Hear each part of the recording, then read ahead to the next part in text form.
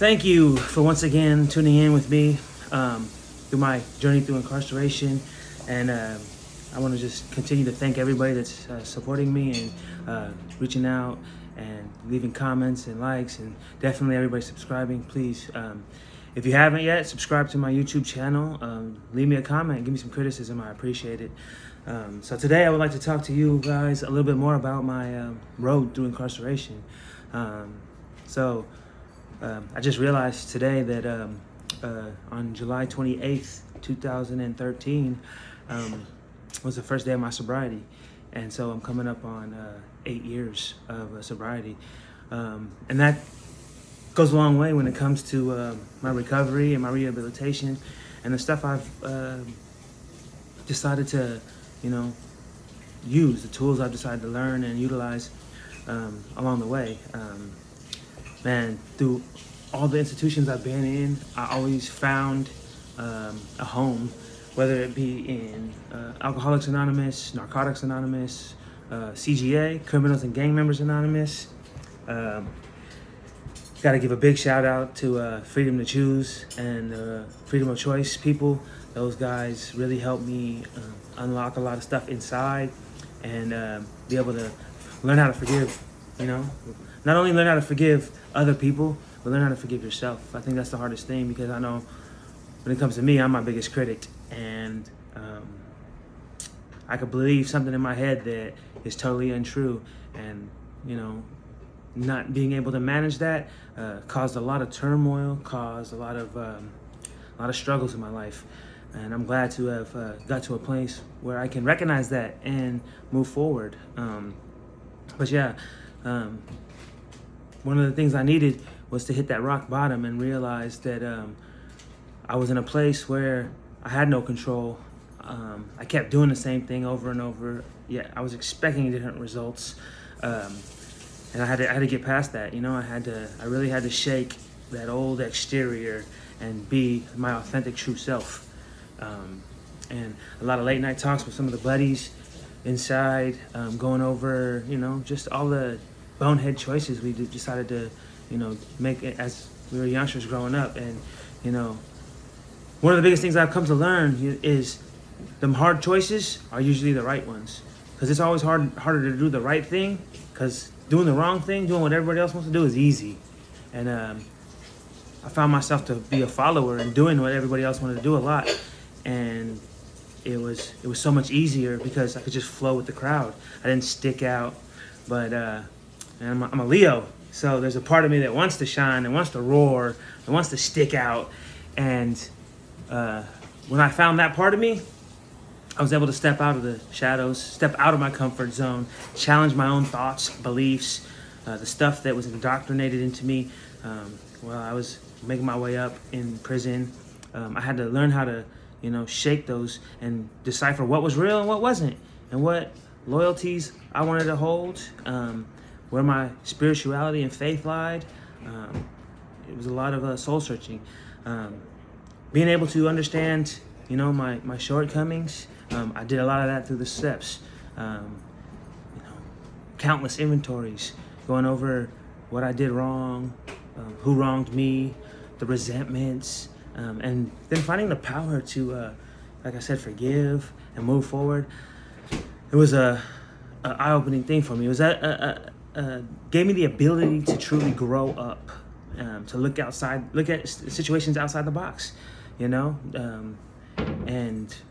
now that I'm out and I'm doing well, getting traction, got a job, got a family, I still find myself falling back in certain thoughts, allowing my stinking thinking to get the best of me and feeling overwhelmed, dealing with anxiety, being anxious about, different situations.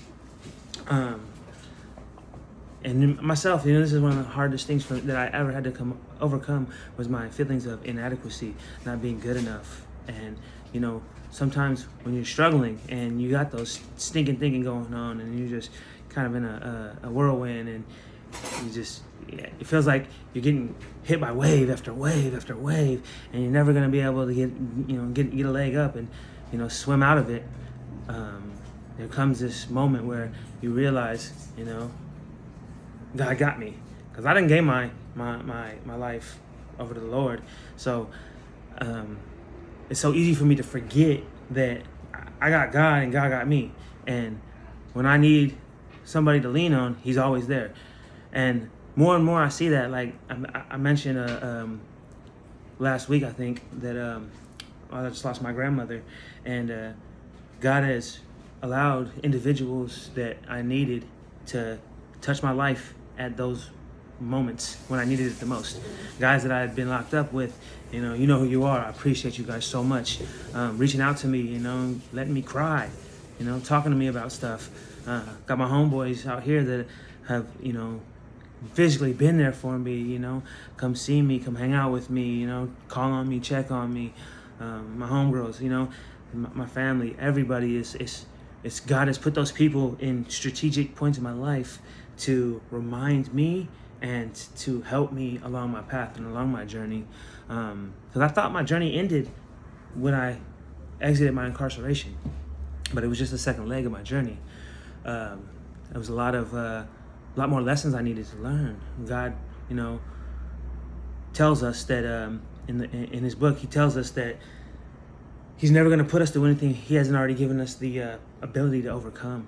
And I find myself getting challenged, dealing with situations, and the old me wanting to flare up, the old habits, the easy stinking thinking that, let me just go mess this guy up and, handle this real quick and it'll be all done. But really, where will that lead us? And I see, man, out here in this world, we fought so hard to get back to, I know I did. There's cameras everywhere. Big Brother's always watching you. So if that ain't reason enough to, stop, go over the coping mechanisms. For me, it's breathing, trying to center myself, meditating, counting. When I'm really overwhelmed, something physical, and let me go work out. I found a great home with Kennedy High's softball team, being able to go out there and play softball and coach and exercise. It really, really is a great tool for me to release those frustrations, to release that anger, because, you can't cage the rage. You gotta let it go. It will consume you. It's like a fire. It needs oxygen to continue. And if you cage it, all you're doing is giving it that fuel it needs. If you open it up and let it go, then it dissipates. It might not ever go away, but the world out there is so much bigger. And if you can let it go, then you can grow. You don't have to continuously look back and have this, dark shadow hanging over your shoulder. And I can't say it enough, though. Forgiveness has been one of the biggest keys. And it's not a one-time thing. It's not. It's something that I've done. And, every group I've been in has taught me, you have to forgive. And you have to forgive yourself. You have to forgive others. And it's not for them. It's for you. You got to let that go. You got to release whatever's on your heart, whatever burdens you, give it up. Because it ain't done you any good yet. It ain't helped you, you can remember it. Don't ever forget it, but give it up. It's not yours, so don't let it consume you. So I wanted to transition right there. I got only a few more minutes, and I wanted to go into a little bit lighter topic and talk more about the tattoos and the culture. And if anybody's interested, send me a message. Let me know so that I can continue to share my stories and the creativity that I learned inside when it comes to tattoos. Like where we get our ink from. Do you know where we get our ink from? Most people's ink is made themselves. You make a candle and you burn that candle and inside a paper bag, and the paper bag will collect the soot, and then you scrape it and add a little bit of I would usually add a couple of drops of VO5 and then maybe a little bit of baby oil, and put a couple little rocks in an eye drop bottle, put that in there and shake it up until it gets, a good, consistent ink. And that's what we use for our tattoos, and like I said, there's a lot of great artists inside, man. I was blessed to know a few, and to be able to enjoy their company and learn from them.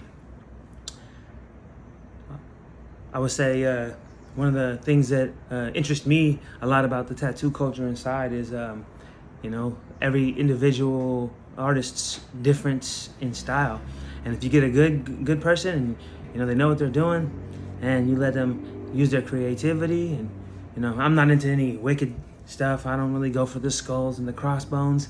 I have a more, if you haven't noticed, a lot of my stuff is representing my island side, representing my love for Star Wars, it's the Star Wars characters, my Niners, my God brother. Like, this is stuff that means stuff to me. A little bit of artwork here, Bay Cal, I seen everybody inside repping NorCal and SoCal. Well, let me rep the Bay. But yeah, I got a lot of stuff there. Stuff from my pops up here, stormtroopers. I'm a geek, so I like the Star Wars. There you go, my California bear. Got my A's stomper. I'm an Oakland A's fan. Warriors, got the town logo. You see the characters.